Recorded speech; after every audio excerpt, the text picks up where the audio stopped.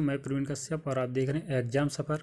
साथियों, आज की वीडियो जो है वो छत्रपति साहू जी महाराज विश्वविद्यालय कानपुर बीएड थर्ड सेमेस्टर को लेकर होने वाली है। इसमें हम लोग पेपर 1 यूनिट 3 कवर करेंगे। जो पेपर 1 है वो आपका होगा विद्यालय प्रबंधन एवं नेतृत्व, तो इसको हम लोग यहाँ पर कंटिन्यू करने वाले हैं। साथियों, यूनिट 3 में आगे बढ़ने से पहले आप लोगों को एक इम्पॉर्टेंट बात बताना चाहेंगे। यदि ये हमारे आप पेड नोट्स चाहते हैं तो फ़ोनपे, गूगल पे और पेटीएम द्वारा मात्र 100 रुपये एक न्यूनतम फीस रखी गई है, जो आप समझ सकते हैं। यदि आपको इतना सब कुछ मटेरियल बनाना है तो 100 रुपये में कुछ नहीं होता है, लेकिन फिर भी छात्र हित में आपके लिए 100 रुपये इसकी फ़ीस रखी गई है। तो सभी लोग नोट्स ले लें। नोट्स का होता क्या है, नोट्स में जो होते हैं वो वही टॉपिक लिखे जाते हैं जो आपके एग्ज़ाम में आते हैं, आपको पढ़ने में आसानी होती है, सरल भाषा का प्रयोग यहाँ पर किया जाता है।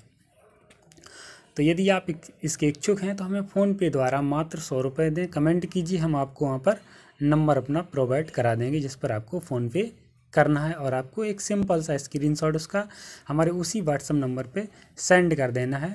तो हम आपको इसकी PDF फुल कोर्स की करा देंगे। और साथियों, आपको बता दें जो आपका एग्ज़ाम है वो दिसंबर जो है वो लास्ट वीक में इसकी डेट आ जाएगी, आपका पेपर हो जाएगा। इससे आप निश्चिंत रहिए, आपके पास बहुत ज़्यादा समय नहीं बचा है। यदि बीएड में आपका परसेंटेज अच्छा होगा तभी आप कुछ अच्छा हासिल कर पाएंगे, नहीं तो आप देख रहे हैं बीटीसी वाले हो सकता है यहाँ पर बाजी मार जाएं। तो आइए साथियों, यहाँ पर कंटिन्यू करते हैं। विद्यालय भवन, स्कूल बिल्डिंग। विद्यालय भवन से तात्पर्य विद्यालय के मुख्य भवन, प्रयोगशाला, पुस्तकालय, छात्रावास, क्रीड़ांगन, उद्यान, मैदान आदि सभी के सम्मिलित रूप से है। यदि क्रीड़ांगन नहीं समझते हैं तो क्रीड़ा स्थल यानी कि खेल के मैदान की यहाँ पर बात की गई थी। प्रत्येक विद्यालय के लिए भवन का होना नितांत आवश्यक है, यानी कि नितांत की जगह आप अत्यंत कर सकते हैं। आज उन आदर्शवादियों की व्यवहारिक दलीलें हास्यास्पद लगती हैं कि जब आश्रम व्यवस्था में भव्य अभावों की आवश्यकता नहीं होती थी, तो आज क्यों, मतलब आज क्यों है, तब आवश्यकता नहीं होती थी, लोग बाग ऐसा कह देते हैं। आज की संपूर्ण परिस्थितियाँ उस समय की परिस्थितियों से भिन्न हैं। आज के विद्यालय के पास अपना भवन होना चाहिए, मतलब ये बहुत इम्पोर्टेंट फैक्टर है। विद्यालय भवन में निम्न भाग सम्मिलित किए जाते हैं, मतलब ये चीज़ें होना अनिवार्य हैं। विद्यालय भवन का मुख्य भवन, उसके विभाग भवन क्या क्या होना चाहिए, छात्रावास भवन होना चाहिए, पुस्तकालय खंड होना चाहिए, कर्मचारियों के आवास होने चाहिए, खेल के मैदान, बाग बगीचे होने चाहिए विद्यालय में, प्रयोगशालाएं होनी चाहिए और कृषि भवन होना अनिवार्य है। साथियों, विद्यालय भवन निर्माण के सिद्धांत, principles of school building construction. विद्यालय भवन के निर्माण के समय निम्नलिखित तथ्यों को ध्यान में रखना अनिवार्य है। संपूर्ण विद्यालय भवन की योजना एक बार में ही पहले बना लेनी चाहिए, मतलब जब आपको विद्यालय बनाना है उससे पहले आपको उसकी रूपरेखा तैयार कर लेनी है। भवन योजना के अनुरूप ही आर्थिक साधनों की पर्याप्त व्यवस्था कर लेनी चाहिए कि कितना इसमें पैसा लगेगा, वो कहाँ से आएगा। यदि पर्याप्त आर्थिक साधन उपलब्ध ना हो तो भवन निर्माण का कार्य टुकड़ों में करा लेना चाहिए। ऐसा नहीं कि भवन निर्माण का कार्य रोक दिया जाए, जितना है उससे स्टार्ट कर दीजिए। आज हम लोग BHU को देख सकते हैं, कभी इसको थोड़े थोड़े बनाया गया होगा। भवन में प्रकाश, वायु एवं स्वच्छता की पर्याप्त व्यवस्था की जाए, इसका भी ध्यान रखना चाहिए। विद्यालय भवन विद्यालय की आवश्यकता के अनुरूप हो। प्राथमिक माध्यमिक विद्यालयों की भवन संबंधी आवश्यकताएं पृथक पृथक होती हैं, अलग अलग होती हैं, भिन्न भिन्न होती हैं, ये सबको भी पता होगा। विद्यालय प्रबंधन की अवधारणा, कॉन्सेप्ट ऑफ स्कूल मैनेजमेंट। विद्यालय प्रबंधन एक विशिष्ट प्रक्रिया है जिसका कार्य विद्यालय के मानवीय एवं भौतिक साधनों को ऐसी गतिशील संगठन इकाइयों में परिवर्तित करता है जिसके द्वारा उद्देश्यों की, आगे देखते हैं हम लोग, पूर्ति हुई इस प्रकार के कार्य किए जा सकें कि जिसके लिए प्रबंधन किया जा रहा है, अर्थात शिक्षार्थियों के लिए उन्हें संतुष्टि प्राप्त हो सके तथा जो कार्य वह कर रहे हैं उनमें उच्च नैतिक स्तर बनाए रखने हेतु उत्तरदायित्व निभाने की भावना भी बनी रहे।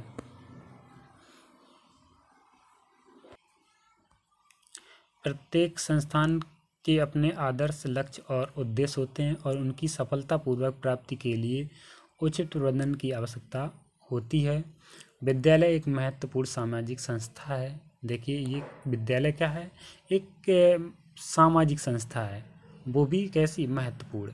अतः इसकी एक सुसंगठित प्रबंधनात्मक व्यवस्था होती है। किसी प्रभावशाली प्रबंधन के अभाव में विद्यालय जीवन में दुर्व्यवस्था एवं संभ्रांति फैल जाने की संभावना बनी रहती है। एक प्रभावशाली प्रबंधन विद्यालय में उचित व्यवस्था करने में सक्षम रहता है।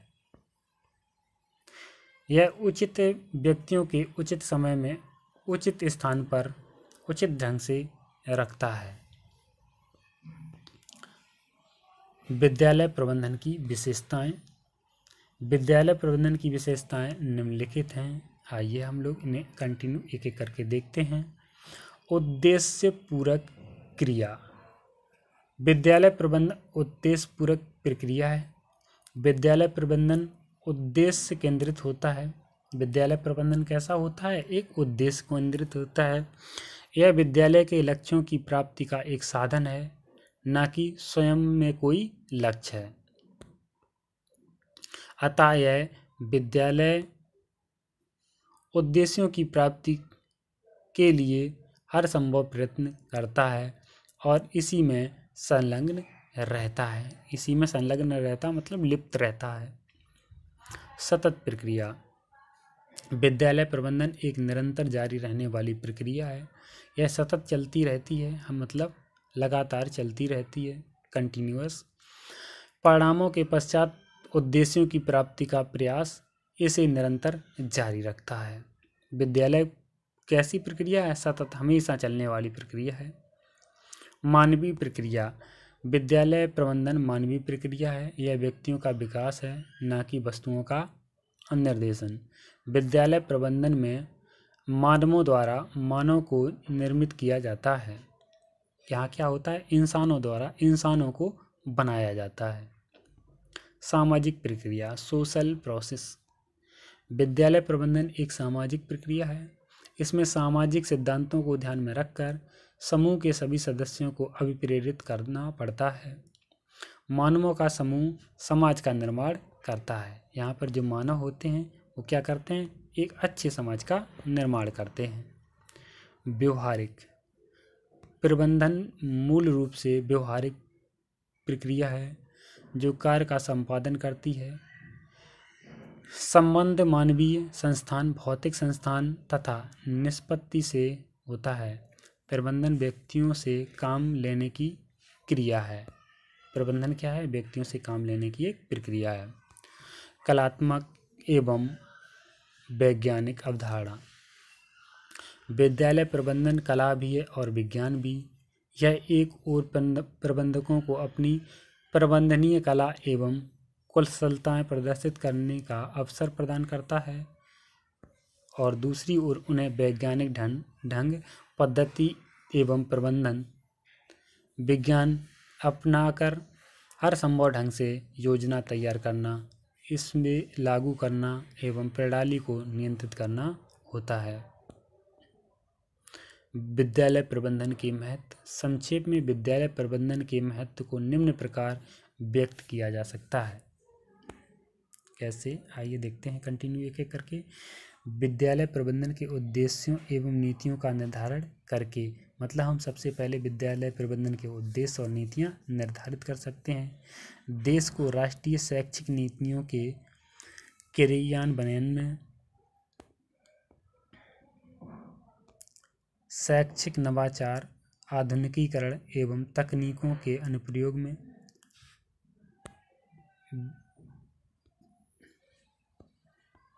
विद्यालय एवं समाज के मध्य समन्वय तथा समरसता स्थापित करने में, समाज एवं शासन के मध्य एक संबंध सेतु स्थापित करने में, सेतु मतलब बीच में बॉन्ड।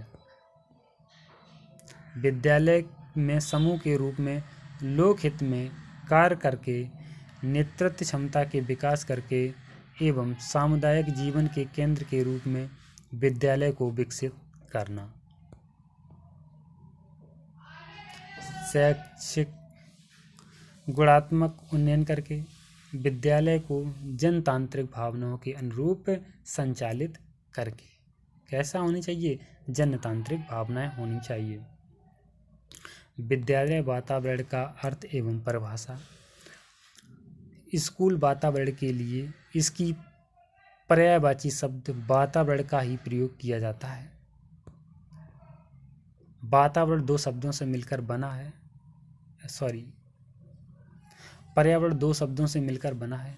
जैसा कि आप पहले भी कभी पढ़ चुके होंगे बचपन में, परि तथा आवरण। पर्यावरण परिप्रस आवरण है। परि का अर्थ चारों ओर, आवरण का अर्थ है ढका हुआ, घेरने वाला या घिरा हुआ, पड़ा होगा। इस प्रकार पर्यावरण या वातावरण वह वस्तु है जो व्यक्तियों को चेतना या रूप में चारों ओर से ढके या घेरे हुए है। मानव विकास में स्कूल पर्यावरण का महत्वपूर्ण स्थान है। अनुकूल वातावरण में व्यक्ति का स्वाभाविक विकास होता है और प्रतिकूल वातावरण में उसका विकास कुंठित होता है।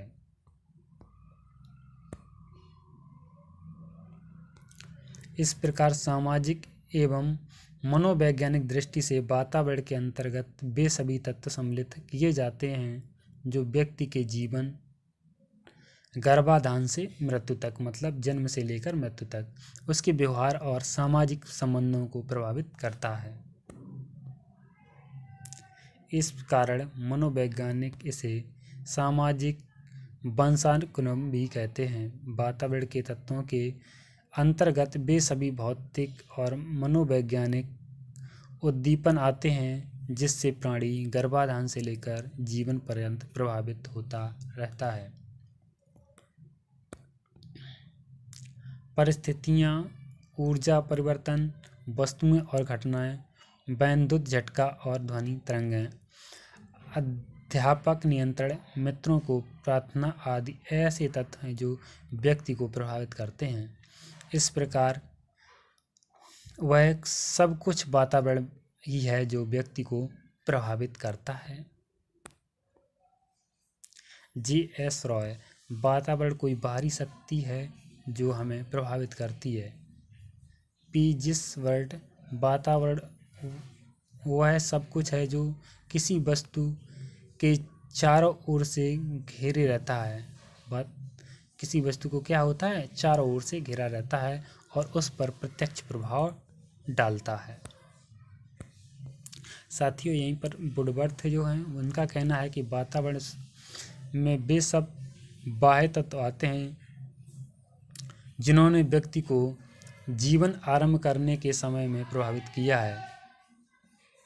विद्यालय वातावरण के संकल्प में यह मानता है कि जिस तरह व्यक्ति का व्यक्तित्व होता है, उसके संपर्क में आने वाला व्यक्ति किसी न किसी प्रकार प्रभावित होता है, ठीक उसी प्रकार विद्यालय का भी व्यक्तित्व होता है और विद्यालय के संपर्क में आने वाले हर व्यक्ति, बालक को वह प्रभावित करता है।